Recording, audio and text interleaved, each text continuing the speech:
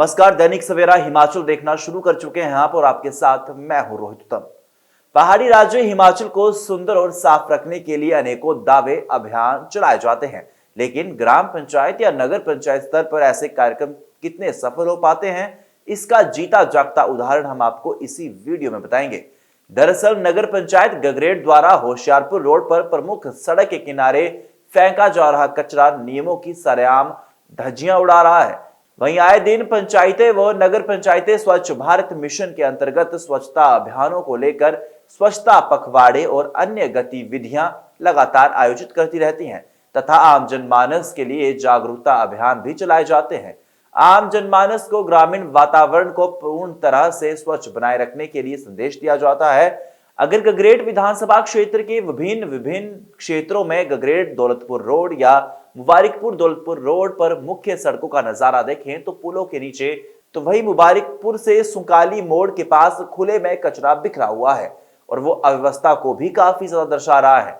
ये नजारा ग्रामीण कस्बों में स्वच्छता, गांव में जगह जगह बिखरे कचरे के ढेर दर्शाते हैं कि कागज साफ है लेकिन गांव नहीं।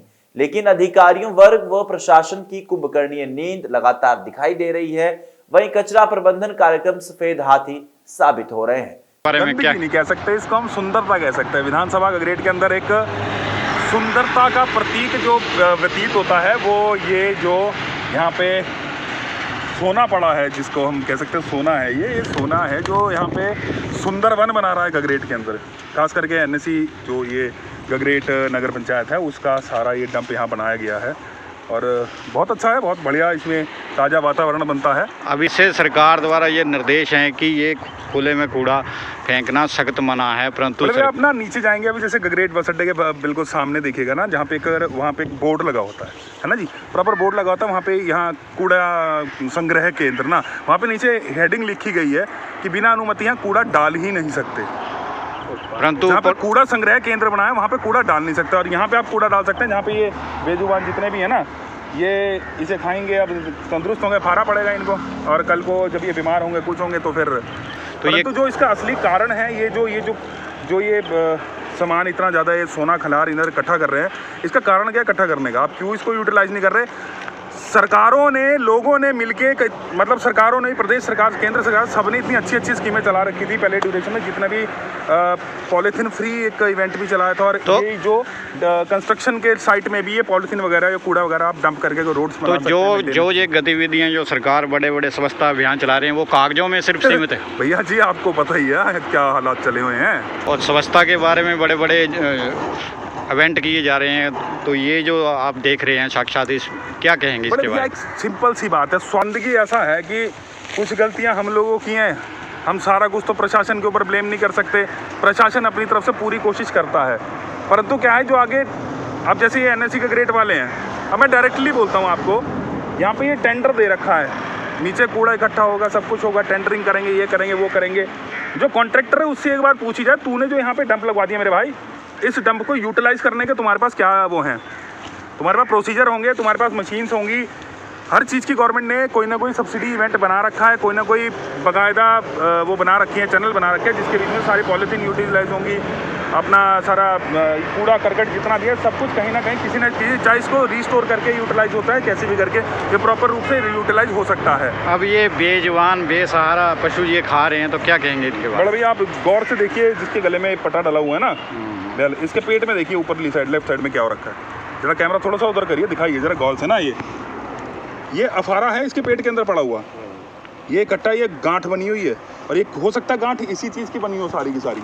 उनका कूड़ा करकट मिलेगा, स्मेल मिलेगी, अब इसी के बीच में सारे फल के भी छिलके, इसके बीच में नमकीनें भी, सब कुछ इसके बीच में, पर ये सारा कुछ थोड़ा थोड़ा करके यूटिलाइज अगर करते तो ज़्यादा बेटर था। ये नगर पंचायत गगरेट की जो सबसे बड़ी कमी यही है। मैं खास करके मैं जेई साहब से ही बोलूँगा और पंचायत सेक्रेटरी साहब से भी इस चीज़ के बारे में बात पूछना चाहूँगा, ये आप लोगों ने इस सब चीज़ों के ऊपर क्या है अभी थोड़ी देर पहले आपके सामने गाड़ी गई जी, यहाँ से थोड़ी देर पहले मुड़ के गई अभी गाड़ी यहाँ से ना, अब खुद बताइए कि यहाँ उठाया गया है, घेरा गया क्या? अच्छा चलिए, बात ये नहीं उठाने की, बात ये है चलो आपने उठा लिया, घेर दिया, कोई बात नहीं, अब कूड़ा है क्षेत्र का, कहीं ना कहीं तो घेरना पड़ेगा, पर इसका यूटिलाइज करके इसको प्रॉपर एक अलग से वो करो जहाँ पे ये बेचारे बेसहारा पशु इसको ना खाएं।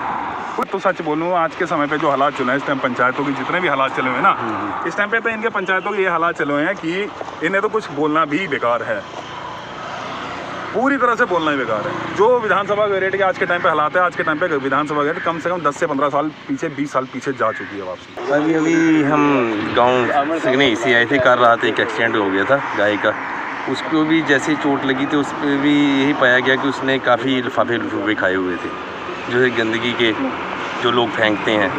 पर हम ये चाहते हैं कि सरकार से हमारा यही है कि जो भी जितने भी ये जो वो फेंक रहे हैं इसको यूटिलाइज किया जाए लिफाफों को। तो ये किसकी गलती मानते हो आप? ये इतना ये गंदी सरकारों की गलती है, क्यों नहीं? सरकार तो ये कहती है ऐसे खुले में कूड़ा फेंकना सख्त मना है, जगह जगह साइन बोर्ड लगे हुए हैं, परंतु ये गलती तो चलो है, चाहे पंचायत हो चाहे नगर पंचायत हो, हर जगह गांव-गांव में देख लो कूड़ा पड़ा हुआ है। जहाँ भी देख लो पशु आपको दिखाई देंगे कूड़ा खा रहे हैं और उनसे बीमारियाँ हो रही हैं। तो सरकार को चाहिए कि इनमें भर्ती की जाए, जो भी बेरोजगार हैं उनको कम से कम 20-20 हज़ार रुपये दिया जाए और उनकी तरफ ध्यान दिया जाए कि इसको कैसे यूटिलाइज करना है। और हमने ये भी देखा हुआ कि जो अभी एक स्कीम चलाई हुई थी सरकार ने, पीछे 45 रुपये मिल रहा है, कोई ITI कर रहे पढ़े लिखे बच्चे हैं।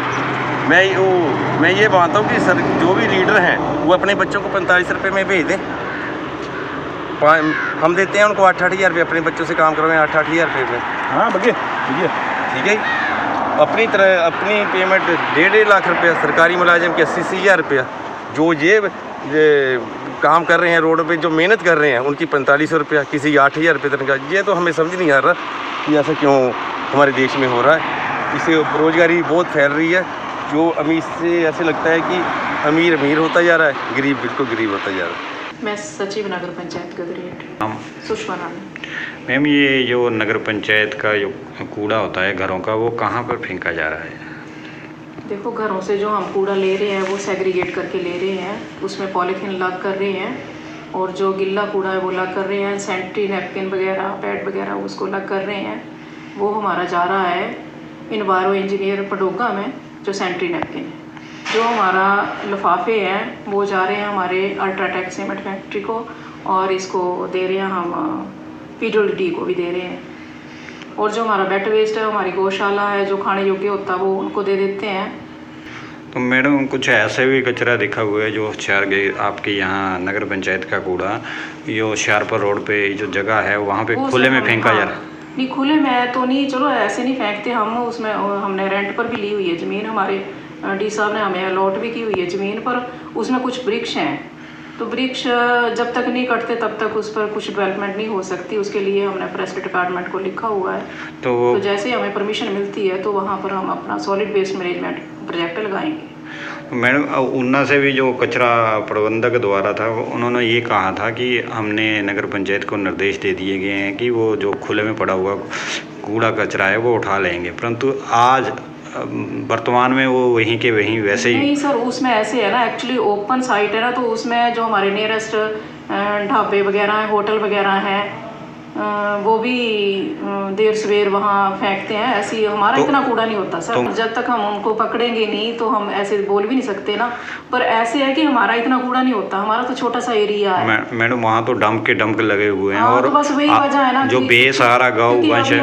मैं इसमें हाउस में भी ये कर रही हूँ कि जब तक हमारी अपनी साइट डेवलप नहीं होती तब तक हमें ये है कि वहाँ पर हम CCTV कैमरे लगाएंगे, जो हमारी ये साइट है, तभी हम पकड़ पाएंगे उनको। क्योंकि मैडम बेसहारा पशु भी वहाँ पे वो पॉलीथीन खा रहे हैं। हाँ बिल्कुल।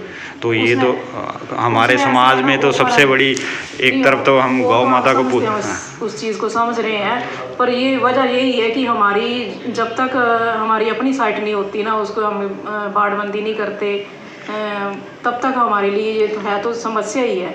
पर उसमें ऐसे है कि जैसे ये जब तक हमारा CCTV नहीं वहाँ पर लगता ना, हम ऐसे किसी होटल ढाबे वालों को पकड़ भी नहीं सकते ऐसे कि कौन खुले में वहाँ देर सवेर वहाँ फेंक रहा है। सर CCTV लगाएंगे हम वहाँ पर ना, बिल्कुल, तभी हम पकड़ पाएंगे, नहीं तो ऐसे हमारा इतना कूड़ा नहीं होता। हमारे एरिया का छोटा सा एरिया है और हमारा बिल्कुल सेग्रीगेट होके कूड़ा जो है वो जा रहा है, वो इतना नहीं जैसे पॉलीथीन मैंने खुद भी देखा है। पर अब जब तक हम किसी को मौके पर पकड़ते नहीं है तब तक हम ऐसे किसी को ब्लेम भी नहीं कर सकते। वेल, क्या कहना आप सभी का इस वीडियो को लेकर हमें कमेंट सेक्शन में जरूर बताइएगा। वीडियो इन्फॉर्मेटिव लगी तो वीडियो को लाइक कीजिएगा, पेज पर नए हो तो पेज को फॉलो जरूर कीजिएगा। ऐसी ही देश में की तमाम महत्वपूर्ण खबरों के लिए देखते रहिए दैनिक सवेरा टीवी।